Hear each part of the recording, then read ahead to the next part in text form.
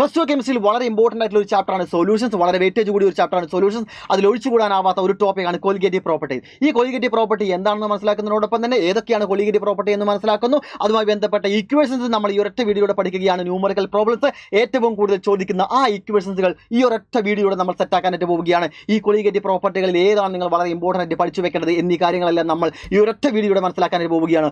6 mark ഉറപ്പിക്കാനായിട്ട് പോവുകയാണ്. എന്താണ് colligative property എന്ന് പറഞ്ഞാൽ? ഒരു വോളറ്റൈൽ ലിക്വിഡിൽ ഈസിയായി വേപ്പറായി മാറുന്ന ലിക്വിഡുകളെയാണ് വോളറ്റൈൽ ലിക്വിഡ് എന്ന് പറയുന്നത്. അതിൽ നോൺ വോളറ്റൈലിലെ സൊല്യൂട്ട് ചേർക്കുന്നു, വേപ്പറായി മാറാത്ത സൊല്യൂട്ടുകളെ ചേർക്കുന്നു. ഇത് പറയുമ്പോൾ നിങ്ങളുടെ മനസ്സിൽ ഓർമ്മ വരേണ്ടത് വെള്ളത്തിൽ പഞ്ചസാരയോ വെള്ളത്തിൽ ഉപ്പോ ചേർക്കുന്ന കാര്യമാണ്. ഓക്കെ, അങ്ങനെയുള്ള സൊല്യൂഷനുകളിൽ 4 പ്രോപ്പർട്ടികളിൽ മാറ്റം വരുന്നുണ്ടായിരിക്കും. ഈ സൊല്യൂട്ട് ചേർക്കുന്നതിനനുസരിച്ച് 4 പ്രോപ്പർട്ടികൾ മാറുന്നു. നമ്മൾ ചേർത്ത സൊല്യൂട്ട് ഏതാണെന്ന് പോലും നമുക്ക് അറിയേണ്ടതില്ല. നമ്മൾ ചേർത്ത സൊല്യൂട്ടിൻ്റെ അളവിനനുസരിച്ച് മാത്രം മാറുന്ന ആ 4 പ്രോപ്പർട്ടികളെയാണ് കൊളിഗേറ്റീവ് പ്രോപ്പർട്ടീസ് എന്ന് പറയുന്നത്. എന്താണ് നോക്കൂ, colligative properties are the properties of dilute solutions of non-volatile solute whose values depends upon the amount of solute particle present in the solution. അതിൽ ആ സൊല്യൂഷനിൽ പ്രസൻ്റ് ആയിട്ടുള്ള സൊല്യൂട്ടുകളുടെ അളവിനനുസരിച്ച് മാത്രം മാറുന്ന പ്രോപ്പർട്ടികൾ, but not on the individual identity of the സൊല്യൂട്ടിൻ്റെ property മറ്റേത് പ്രോപ്പർട്ടിയും ഡിപ്പെൻഡ് ചെയ്യുന്നില്ല. അങ്ങനെയുള്ള 4 പ്രോപ്പർട്ടികളാണ് relative lowering of vapour pressure.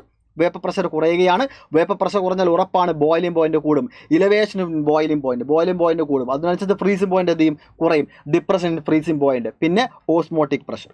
ഈ 4 കാര്യങ്ങളാണ് നിങ്ങൾ നോക്കേണ്ടത്. ഈ 4 കാര്യങ്ങളുടെ ഇക്വേഷൻസ് അറിഞ്ഞിരിക്കണം. അതിൽ വളരെ ഇമ്പോർട്ടൻ്റ് ആയിട്ട് അറിഞ്ഞിരിക്കേണ്ട ഒരു പ്രോപ്പർട്ടിയാണ് ഓസ്മോട്ടിക് പ്രഷർ എന്ന് പറയുന്നത്. ഈ ഓസ്മോട്ടിക് പ്രഷർ എന്തുകൊണ്ടാണ് നമ്മൾ കൂടുതലായിട്ടും ഈ 4 പ്രോപ്പർട്ടീസ് ഉപയോഗിച്ചുകൊണ്ട് നമ്മൾ എന്താ കണ്ടുപിടിക്കുക എന്നറിയാമോ? ആ ഒരു സൊല്യൂഷനിലുള്ള സൊല്യൂട്ടിൻ്റെ മോളാർ മാസാണ്. ഈ സൊല്യൂട്ടിൻ്റെ മോളാർ മാസ് കണ്ടുപിടിക്കാൻ വേണ്ടി ഈ മെത്തേഡുകളിൽ നമ്മൾ ഏറ്റവും കൂടുതൽ ഉപയോഗിക്കുന്നത് ഓസ്മോട്ടിക് പ്രഷർ ഉപയോഗിച്ചുകൊണ്ടാണ്. അതുകൊണ്ട് തന്നെ ഇത് വളരെ വളരെ ഇമ്പോർട്ടൻ്റ് ആണ്. നിങ്ങൾ നല്ലപോലെ പഠിച്ചിരിക്കണം. ഇതിൽ കുറച്ച് കൂടുതൽ ടേമുകൾ വരുന്നുണ്ട്, അതെല്ലാം നമ്മൾ പറയാം. ഓക്കെ, വളരെ കുറഞ്ഞ സമയത്ത് മുഴുവൻ കാര്യങ്ങൾ നമുക്ക് പഠിച്ചെടുക്കാം. ആദ്യം നമ്മൾ ഈ 4 കാര്യങ്ങളിൽ നിന്നും വരുന്ന ഇക്വേഷൻസ് എങ്ങനെയാണ്, പ്രോബ്ലംസിന് വേണ്ട ഇക്വേഷൻസ് എന്താണെന്ന് നമുക്ക് നോക്കാം. ഒന്നാമത്തെ കാര്യമാണ് relative lowering of vapour pressure. Relative lowering of vapour pressure ഉപയോഗിച്ചുകൊണ്ട് നിങ്ങൾ മോളാർ മാസ് കണ്ടുപിടിക്കാൻ ആവശ്യം വരികയാണെന്നുണ്ടെങ്കിൽ, അങ്ങനെയുള്ള പ്രോബ്ലം വരികയാണെങ്കിൽ നിങ്ങൾ ചെയ്യേണ്ട ഇക്വേഷൻ, നിങ്ങൾ ഇട്ട് കൊടുക്കേണ്ട ഇക്വേഷൻ എന്ന് പറഞ്ഞാൽ MB.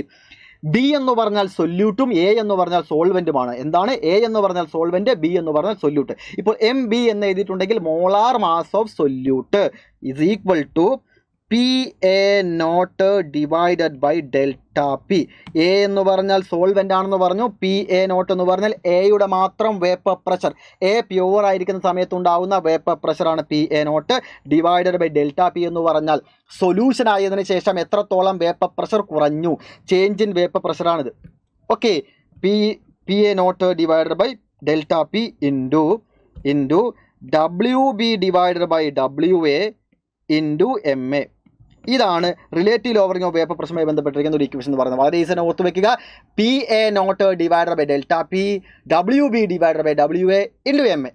അതുപോലെ വരുന്ന മറ്റൊരു ഇക്വേഷനാണ് elevation boiling point.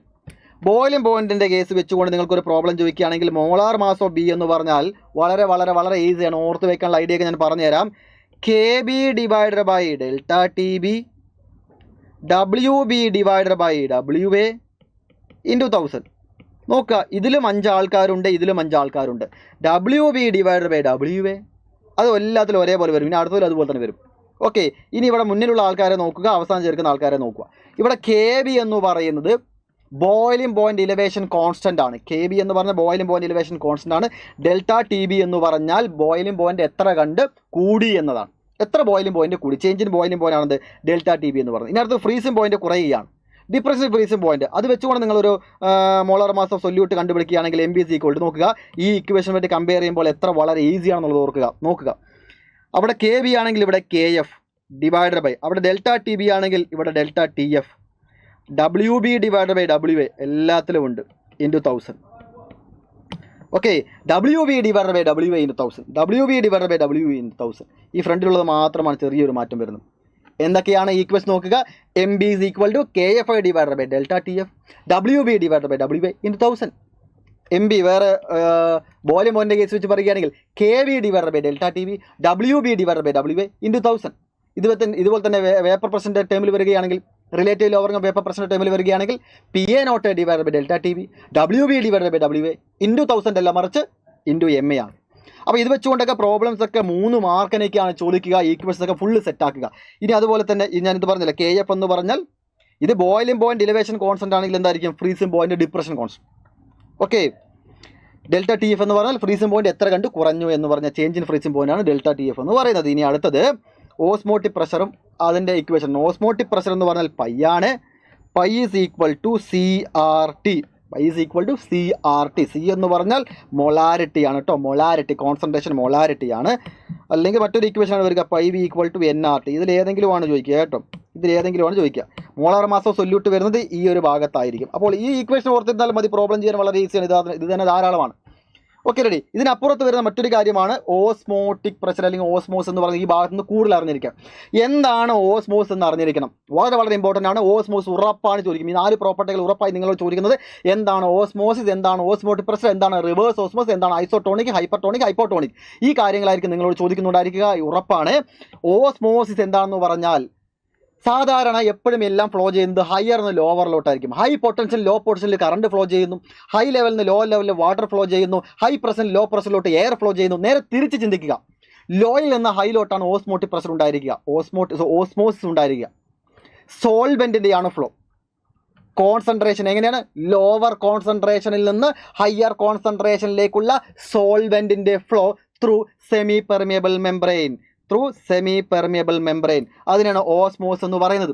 Osmotic pressure എന്ന് പറഞ്ഞാൽ ഓസ്മോസിസ് നിൽക്കാൻ വേണ്ടി ഹയർ കോൺസെൻട്രേഷൻ്റെ ഭാഗത്ത് നമ്മൾ കൊടുക്കുന്ന പ്രഷറിനെയാണ് ഓസ്മോട്ടിക് പ്രഷർ എന്ന് പറയുന്നത്. ഡെഫിനിഷനൊക്കെ ഞാൻ ഇവിടെ വെച്ചിട്ടുണ്ട്, നിങ്ങൾക്ക് തരാം. ഇനി റിവേഴ്സ് ഓസ്മോസ് എന്ന് പറഞ്ഞാൽ ഹയർ കോൺസെൻട്രേഷൻ്റെ ഭാഗത്ത് നമ്മൾ കൊടുക്കുന്ന പ്രഷർ ഓസ്മോട്ടിക് പ്രഷറിനേക്കാൾ കൂടുതലായാൽ ഈ ഓസ്മോസിസ് റിവേഴ്സ് ആവും. അതായത് ഹയർ കോൺസെൻട്രേഷനിൽ നിന്ന് ലോവർ കോൺസെൻട്രേഷനിലോട്ട് സോൾവെൻറ്റ് ഫ്ലോ ചെയ്യും ത്രൂ സെമി പെർമിയബിൾ മെംബ്രെയിൻ. അതിനെയാണ് റിവേഴ്സ് ഓസ്മോസിസ് എന്ന് പറയുന്നത്. ഇനി 2 സൊല്യൂഷനുകൾക്ക് ഓസ്മോട്ടിക് പ്രഷർ സെയിം ആണെങ്കിൽ അത് ഐസോട്ടോണിക് സൊല്യൂഷൻ എന്ന് പറയും. ഇനി ഒരാൾക്ക് കൂടുതലും മറ്റൊരാൾക്ക് കുറവുമാണ് എന്നുണ്ടെങ്കിൽ കൂടിയവനെ ഹൈപ്പർട്ടോണിക് എന്നും കുറഞ്ഞവനെ ഹൈപ്പോട്ടോണിക്കും എന്നും പറയും. ഓക്കെ, ആ ഡെഫിനിഷനിൽ ഞാനിവിടെ കൊടുത്തിട്ടുണ്ട്. ഓസ്മോസ് എന്താണെന്ന് നോക്കുക എല്ലാവരും, ഓസ്മോട്ടിക് പ്രഷർ എന്താണെന്ന് നോക്കുക, റിവേഴ്സ് ഓസ്മോസിസും ഐസോട്ടോണിക് സൊല്യൂഷനും എന്താണെന്ന് മനസ്സിലാക്കുക. റിവേഴ്സ് ഓസ്മോസിൻ്റെ ഒരു ആപ്ലിക്കേഷൻ ചോദിക്കും, ഡീസലൈനേഷൻ ഓഫ് സീ വാട്ടർ, കടൽ വെള്ളത്തിൽ നിന്നും ശുദ്ധജലത്തെ വേർതിരിച്ചെടുക്കുന്ന പ്രക്രിയയാണ്. ഓക്കെ, ഇത്രയും കാര്യങ്ങൾ മനസ്സിലാക്കുക.